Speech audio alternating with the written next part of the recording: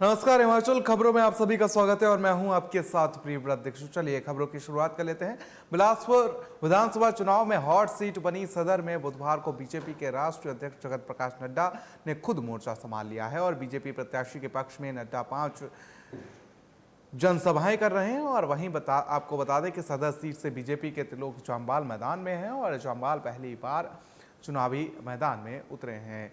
तो वहीं वे 5 साल बीजेपी के प्रदेश महामंत्री और सीएम के राजनीतिक सलाहकार रह चुके हैं। वहीं सदर से बागी सुभाष शर्मा चुनावी जंग में हैं और सदर विधानसभा क्षेत्र के अलावा अभी तक अन्य विधानसभा क्षेत्रों में जनसभाओं का ऐलान नहीं हुआ है। और आपको बता दें कि झंडुआ और सदर विधानसभा क्षेत्र में बागियों ने बीजेपी की मुश्किलें बढ़ा दी हैं।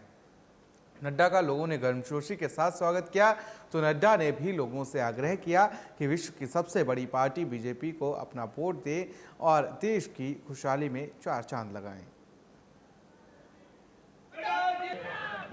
सदर विधानसभा को हम सबको दी है, हम सदर विधानसभा के सभी लोगों को दी है, बिलासपुर के लोगों को दी है। मैं उसमें कमी नहीं आने दूंगा। मैं नड्डा जी की बराबरी तो नहीं कर सकता, लेकिन इनके बताए मार्ग पर आगे चलने का जरूर प्रयास करूंगा।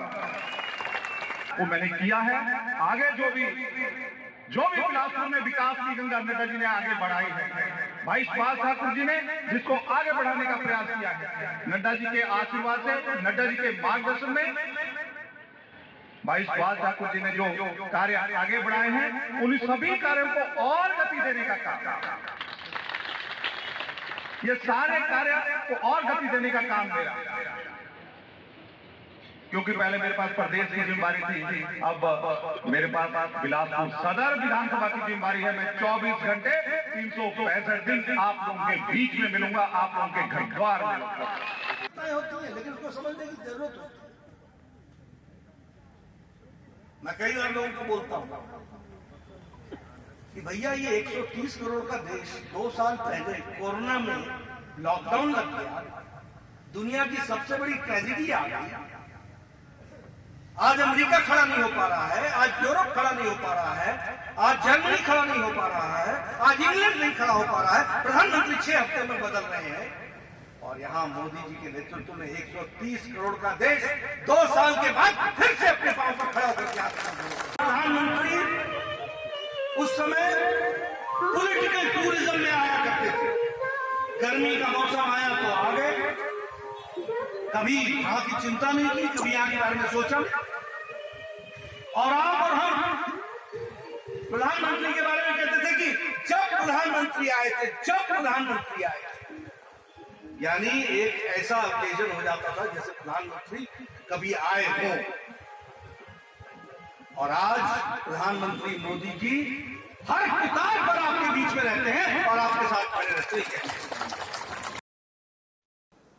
तो हिमाचल प्रदेश विधानसभा चुनाव से पहले रूठों को मनाने का दौर लगातार जारी है। विधानसभा चुनाव में टिकट न मिलने की वजह से नाराज चल रहे हिमाचल यूथ कांग्रेस के नेताओं को एक मंच पर लाकर एकता का संदेश दिया गया। शुक्ला ने कहा कि यूथ कांग्रेस के नाराजगी होगी केवल खबरें तक ही सीमित है। और साथ ही हिमाचल कांग्रेस के राजीव शुक्ला ने कहा कि कांग्रेस पार्टी को सत्ता में लाने के लिए युवा कांग्रेस मजबूती से काम कर रही है। सभी 68 विधानसभा क्षेत्रों में युवा कांग्रेस के कार्यकर्ता मेहनत के साथ काम कर रहे हैं। और शुक्ला ने कहा कि युवा कांग्रेस के नेताओं ने टिकट न मिलने के बाद पार्टी के साथ खड़े रहकर संयमता का परिचय दिया है। वहीं उन्होंने कहा कि युवा कांग्रेस के खिलाफ चल रही खबरों में कोई सच्चाई नहीं है और पार्टी एकजुटता के साथ आगे बढ़ रही है।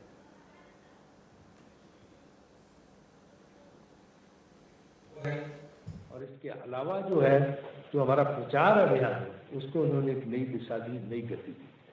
और जो है इनका एक बहुत अहम रोल, अहम भूमिका, अहम किरदार जो है हिमाचल प्रदेश की विधानसभा चुनाव में चल रहा है। मैंने एक समाचार पढ़ा आज की, यूथ कांग्रेस कोऑपरेट नहीं कर रहा, सहयोग नहीं दे रहा, इस तरह की भ्रांति फैलाई जा रही। इसलिए इसमें हम स्पष्ट करना चाहते हैं कि किसी किस्म की कोई भ्रांति नहीं है, किसी किस्म की इस तरह की बात नहीं है कि हमारे सब लोग पूरी तरह से पार्टी के लिए एकजुट होकर काम कर रहे हैं। इनका पूरा सहयोग है, इसीलिए इनको सबके सामने, इस पूरे गुलदस्ते को आज हमने आपके सामने पेश किया। तो सोलन में कार्यकर्ताओं के साथ बैठक के दौरान आनंद शर्मा ने कहा कि हिमाचल प्रदेश में निश्चित तौर पर कांग्रेस की सरकार बनेगी और जनता से किए गए वायदों को अवश्य पूरा किया जाएगा। उन्होंने कहा कि महिलाओं को प्रति माह 1500 रुपये देने की बात सहित सभी वायदों को पूरा किया जाएगा। आगामी चुनाव में जीत का मंत्र देते हुए पूर्व केंद्रीय मंत्री आनंद शर्मा ने कहा कि बीजेपी के पास धनबल सहित सभी तरह के हथियार हैं और बीजेपी जनबल के दम पर चुनाव जीत सकती है, लेकिन कांग्रेस के पास जन समर्थन है। हिमाचल में परिवर्तन तय है।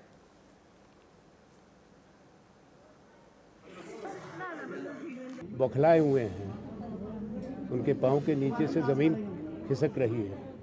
उनके पास पूरी जानकारी है, चाहे गृह मंत्री हैं या बाकी बड़े नेता भारतीय जनता पार्टी के। उनको मालूम है कि पिछले 5 साल का हिसाब हिमाचल के लोग मांग रहे हैं, इसीलिए पूरी ताकत वो लगा रहे हैं। उनके पास साधन है, उसकी कोई कमी नहीं है, प्रचार तंत्र है, कांग्रेस को जन समर्थन है और ये चीज स्पष्ट है, इस बार परिवर्तन होगा, बदलाव होगा हिमाचल में। तो हिमाचल प्रदेश में राजनीतिक माहौल गर्म है और केंद्रीय गृह मंत्री के कांग्रेस को लेकर दिए गए बयान के बाद कांग्रेस ने इस पर पलटवार किया है और कहा कि बीजेपी हार को देखकर बौखलाहट में है। प्रदेश में जनता को मुद्दों की राजनीति से भटकाने का प्रयास हो रहा है। वहीं कांग्रेस कमेटी के राष्ट्रीय सचिव विजय इंदर सिंगला ने शिमला में कॉन्फ्रेंस कर बीजेपी पर निशाना साधा है। सिंगला ने कहा कि अमित शाह एक भी उपलब्धि सरकार की नहीं गिना पाए। कांग्रेस के 6 बार के मुख्यमंत्री के परिवार पर बोलने से पहले उन्हें सोचना चाहिए। उन्होंने कहा कि बीजेपी प्रदेश में हार सामने देखकर घबरा गई है।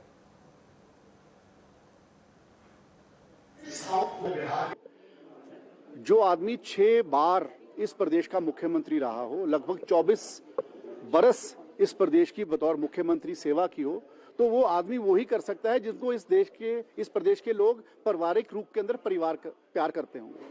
तो मैं ये समझता हूँ कि आज ये बहुत, क्योंकि इस प्रदेश का कल्चर ऐसा नहीं है, इसका कल्चर पंजाब के जैसा है। यहाँ पर मुझे वो दिन भी याद है कि जब बीजेपी के मुख्यमंत्री नए बने, मतलब हारे थे और वीरभद्र सिंह जी मुख्यमंत्री बने थे, ठाकुर साहब, तो उन्होंने क्या किया था, उन्होंने कहा था कि आप मेरे घर में ही रह जाइए, आप अपना सामान शिफ्ट ना कीजिए, क्योंकि मुझे तो अपने होली लॉज में रहना है। तो इस प्रकार की परंपरा इस प्रदेश के अंदर प्यार मोहब्बत की रही है। तो आज ये बात कहना, ये बात ठीक।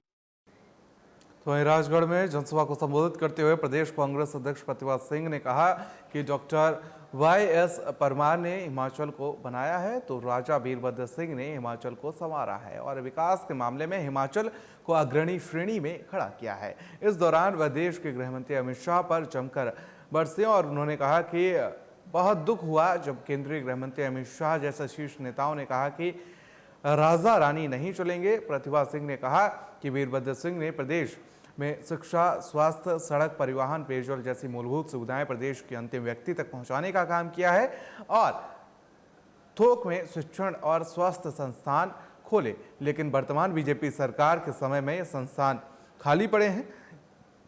स्कूल में अध्यापक नहीं तो अस्पतालों में डॉक्टर नहीं है, जिसके कारण जनता परेशान है। उन्होंने कहा कि बीजेपी के शासनकाल में महंगाई, बेरोजगारी, भ्रष्टाचार चरम सीमा पर है। आम आदमी को 2 वक्त की रोटी कमाना मुश्किल हो गया है। वहीं प्रतिभा सिंह ने कहा कि प्रदेश में कांग्रेस को भारी जन समर्थन मिल रहा है और प्रदेश में पूर्ण बहुमत से कांग्रेस की सरकार बन रही है। एडवोकेट अपने अपने जो हमारे कांग्रेस के कैंडिडेट्स हैं उनको जिताकर विधानसभा पहुंचाना है। और आपको ये भी बता दूं कि इसमें कोई शक नहीं कि इस बार भारी तादाद में हमारे विधायक जीत कर आएंगे और हम कांग्रेस की सरकार बनाने जा रहे हैं।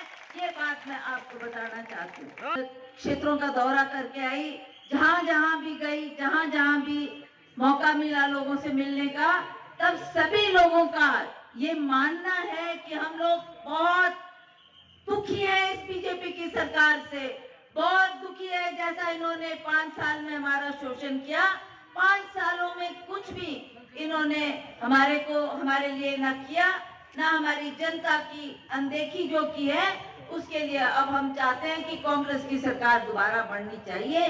और उसी के लिए आज सारा जन समूह उमड़ के आ रहा है कांग्रेस पार्टी के समर्थन के लिए। जिंदाबाद जिंदाबाद, रानी साहिबा आगे बढ़ो। खबर है जहां पर आपको बता दें कि कांग्रेस प्रदेश अध्यक्ष प्रतिभा सिंह पहुंचे, उन्होंने जनसभा को संबोधित किया है और इस दौरान उन्होंने बीजेपी पर निशाना साधा है। वहीं हिमाचल प्रदेश विधानसभा चुनाव से पहले प्रत्याशियों का चुनाव प्रचार जोरों पर है और शिमला शहरी विधानसभा क्षेत्र से बीजेपी प्रत्याशी चाय वाले संजय सूद भी प्रचार में जुटे हुए हैं। आज संजय सूद ने अपने गृह वार्ड के रामनगर उपनगर में जनता के बीच जाकर प्रचार किया। वहीं इस दौरान जनता का भी संजय सूद को भरपूर समर्थन मिला और चाय वाले के नाम पर संजय सूद की चर्चा होती है। शिमला शहरी विधानसभा क्षेत्र से जीत के लिए आश्वस्त बीजेपी प्रत्याशी संजय सूद का कहना है कि प्रधानमंत्री नरेंद्र मोदी समेत बीजेपी आलाकमान ने उन पर विश्वास जताया है और वे अपनी जीत को लेकर पूरी तरीके से आश्वस्त हैं।